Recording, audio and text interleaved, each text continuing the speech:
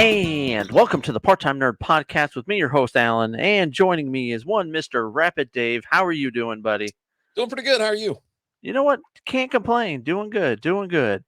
So we are here by special request of Miss Yes. Toodlescae. Recommended that we check out the...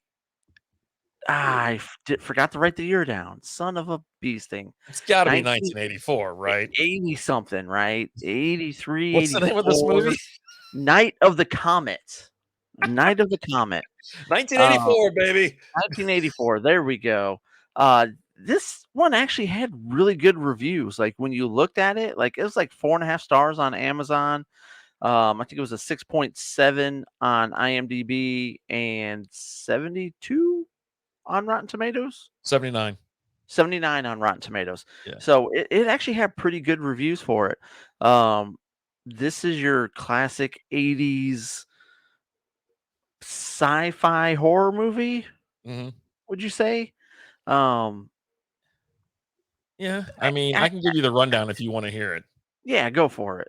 After a rare comet sighting, teen sisters Regina and Samantha find that they're among the only survivors of a zombie attack. The girls partner with another survivor, Hector, as they try to avoid the zombies, they're sought out by scientists who want to experiment on their bodies in hope to finding an antidote. Dodging both the doctors and the undead, they keep moving in the hope that they can continue to stay alive. This is an absolute like a cult classic for its time. You can Yes. tell because of the reviews. The movie itself is kind of quirky. It's funny. I think I read somewhere that it's like a parody. But I was like, Oh, it's really? Okay. it's not quite stupid enough to be a parody. Most parody movies are quite dumb. This thing had my attention almost the whole time. Oh, yeah, 100%. Like I was on board. It starts off with the awesome foreshadowing narrator voice, that typical voice that you get. Mhm. Cue the 80s music. I mean, it was 100% go. The look was all 80s. The feathered hair was Oh yeah, just magical, right? she's got the Um, best hair in the business. I'm telling you right now. oh yeah, yeah. Now they're both high schoolers. Um, Regina and Samantha. Yeah. Regina goes by Reggie. She calls her Reggie. I'm assuming she's a senior in high school. Although the She's actress, 18, the right? actress that yeah, she just turned 18, so she doesn't have Uh, to listen. mhm. Now the actress that played her was 27 years old at the time that she made the movie. Yeah. So It's like um, back then when they were telling us Greece these kids were all in high school, but they're like right, 35 and shot out and whatever. It's a weird time, to be honest. The early 80s, we were only a couple years old when this movie came out. There's a reason why we've never heard of it. It right, was already, it was way, well, we were too young to yeah, understand or give it credit. I mean, like I said, I thought it was a good movie, some action in there. There's some dumb parts, but there's some that you're just like, hey, you know what? I'm here for the fun. I'm yeah. here to watch and see what a zombie movie looked like in 1984. And it wasn't even necessarily really like a zombie movie. So it was like, so the comet came over, and if you were out, it just turned you to dust. Yeah. Now, if you were in certain areas and you didn't get as exposed to it, you kind of went to a zombie state, and then eventually you were gone, and you turned to dust. Now, if you were, and now I got a kick out of the part where Reggie and her gentleman friend are arguing over what Superman can see through. Oh, this is good because we're in steel. Even Superman can't see through steel. She's like, no, it's lead. Lead, he can't see through lead, and they have that argument. But if you were somewhere in steel, you were safe. Oh, okay. Um, and that's what you kind of come to the conclusion of. And so they were in the projector room, and that's in steel, so she was safe. All right. And the guy, but then he left and got dragged away by a zombie. He just Um, gets clocked as soon as he opens the door. Like they yeah, just, the guy with just the wrench just kills him. She's addicted to that video game in the office. They work at a movie theater, as you say. Um, you're watching these old stand-up, but even like I don't even know what game they're playing. I have That's no idea. how I don't think that was a real game. Like, there's no way, right? honestly, like, but I got a kick out of like, so some DMK was in sixth place. Yeah. And she's like, "What?" Because normally she has all the scores. Uh, So she goes and she beats that and knocks him out. Sixth place is now hers. Well, that's not how it works. Now 6th place is gonna move down to 7th, and so you gotta beat it again and keep going down. But I digress, right? That Um, was such a flawed part. It, like, almost derailed me. I go, "That ain't how that works." this isn't how this works. According to This is Mrs. Pac-Man and Galaga and everything else I've played, this is not how right. that works. Yeah. Because now that 6th place score is now the 7th place score, Yeah, yeah. and so on. Oh So, god. um, but yeah, and then you've got, like, so they're listening to the radio, like, they find out that they're the only ones left, and it's all just very, very dramatic, like, Mhm. Sa Samantha survived because her and her stepmom got in a fight, and she went and That was the stayed in greatest fight ever. the Like, the stepmom's mouthing off, trying to tell him what to do or whatever, and the kids are mouthing off. I go, "Man, what a, little jerk." So she slapped, the stepdaughter slaps the mom. Doris, is her name Doris? I think it's Doris. Doris, it's Doris, Doris comes over the top after the kid tells him that, "Hey, I bet my dad would like to know that, Fred next door is gonna have his hands down your pants all night." And then right? she comes over the top, knocks her ass down. I'm like, "How about a So little bit of this?" so she runs away from home, and how defeated is this attempt to run away from home? She goes and stays in the tool shed in the yard, Yeah. like, but it was steel, so she's still alive. There you go. So she's good to go.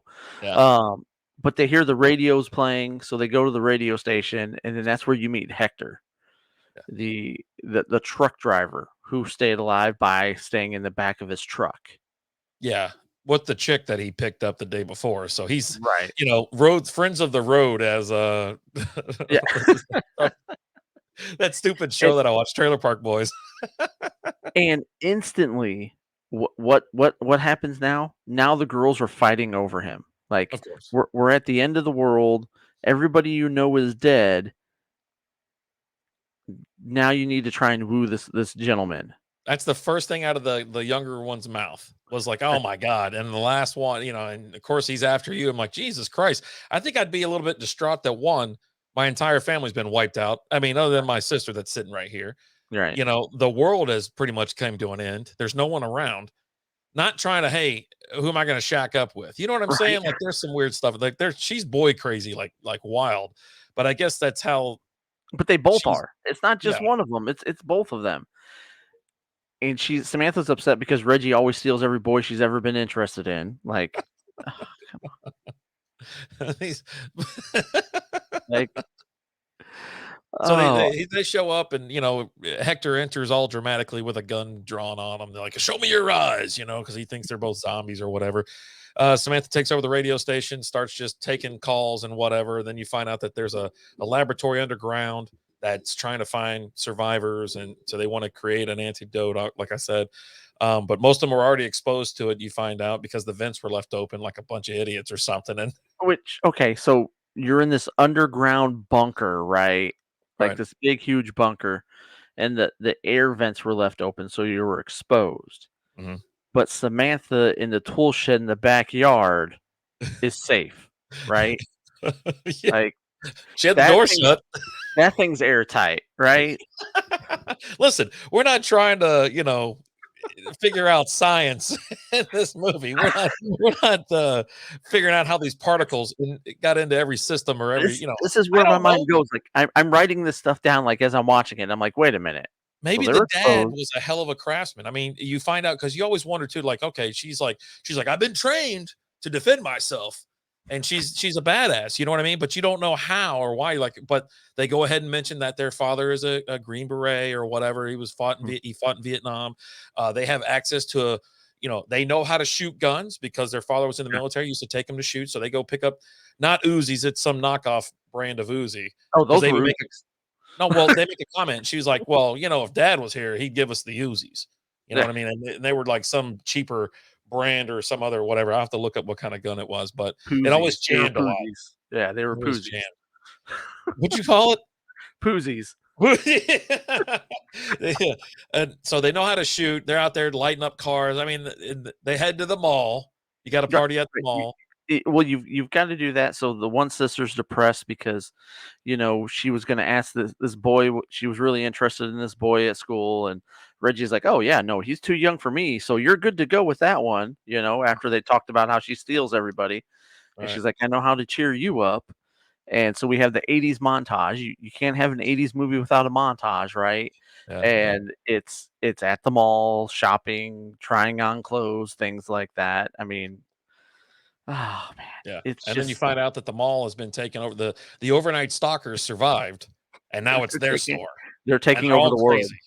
Yeah, They're they're upset because they're shoplifting. yeah, they go, "This is our store." Now we went to last night we were just stalkers. Now we own the store. I'm like, I don't know if that's how that works. You know what I That's not mean? how that works. That's And where the hell did they get the guns from? Is there like a sporting goods store attached to it where they I went mean, to there over, probably was, right? Like, you know?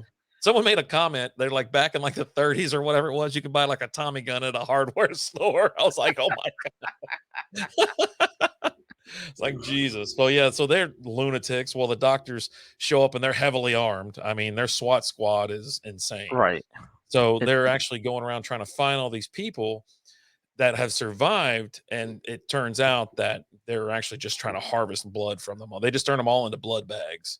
right, which I don't understand, like, if they weren't exposed to it, how can you create an antidote from them if they weren't exposed? Like, I Well, they think you don't would. know they weren't. They don't know that Right. they weren't. They thought that there's Yeah. something special about them. That's the reason why they survived, and they have like antibodies in them. But in fact, where they were Right. just happened to be indoors. Yeah. Yeah, and then there's a couple kids that they find, that they end up that they're trying to drain and things like that, and they end up At the saving the scientist kids. place, Right. the bunker. Yeah, Um, there's 2 kids down there. because they take them there. The one scientist puts, what does she put in Samantha? Something that just knocks her out, right? Yeah, because Uh, when they're at the mall, they're trying to make it show that, like, "Hey, she's not actually worth a S. We're just gonna go ahead and kill her for yeah. some weird reason. Can't let her run Well, around," she but she had it she had a rash because she Oh, was yeah, nervous, yeah. so she kept Yeah, scratching, so they assumed it was the that thing. taking over. Um, But the so lady they was nice. She just knocked her out for a little Mhm. bit. Yeah, and then Hector shows back up because he had to go home to check on his family. That kid Um, was weird. that That dude, yeah, that little got zombie chased kid, around by a Jesus. little zombie kid. He goes, "You're lucky I like kids." I was like, "Why didn't you just shoot the damn thing?" Like, he's not a kid, bro. He's not a kid anymore. Um, and then God. that's when the one doctor kills herself, Mhm. and Hector finds out, where they're at, and now they're gonna infiltrate this army base, him and Samantha, Yeah. um, which was just insane, right? Like, Well, you gotta I go get your sister, you know what I mean? The I sister's down get there. that, but it's an army base, They're, bro. like, asking questions and stuff like, "Do you have cancer? Do you have hepatitis? Do you have this?" She goes, "No. No. What? No. Where's my sister? Where's this? Where's that?" Oh, And, she's dead. yeah, yeah, What? I know, right? Like, "Well, she's dead." "Okay, well, then now do you think she's gonna cooperate?" "No." Oh, It's Jesus. It got yeah. weird at the end. It was it was so weird, and the shotgun explosions were totally '80s, like, just big explosions when they're shooting things, and they end up breaking out, and so it's the 3 of them plus the 2 kids, and then now they're out in town playing grown up. It Uh, flash forward to a right. little bit of time has passed, but he's dumping guns into a trash can that no Yeah. one I mean, why you Oh, throw them away? you And need but no those. one This is a post-apocalyptic world. You need guns, bro. Like, yeah. have you not watched anything? It's weird. They come out like it looks like they just came out of the court or something like that. Like they just got like custody of these kids and they just got married or something. He's like, "Well, don't need these anymore." And I'm like, Yeah. "What the hell is this guy doing?" And the little sister's still all pissed because she's just her. She's walking around like a bathing suit. I thought she was gonna get Yeah. ran over by a truck when she was like, they were waiting for the light and they made it a point Yeah. to wait for the light. Yeah, I was like, like, we've gotta protect the rules of society, yeah, so you gotta wait for the light to turn, and she just runs and I was just waiting for her to get trucked, like, I was like, "Yes, let's do it's this," and coming. then it didn't happen. Some car comes flying up, and it's a punk kid, um, Just a dude running around. And he's which, like, "Oh, you like my car? I got 12 of them." yeah, to which Samantha instantly falls in love with him, and he drives off, and did you notice the license plate? DMK. EMK. So, and then after that, this is where you lose me on this, right? Well, before Okay. you get to that part, can I interject real quick? Yeah. He just happens to be in the car that's named DMK. He already mentions that he has 12 cars.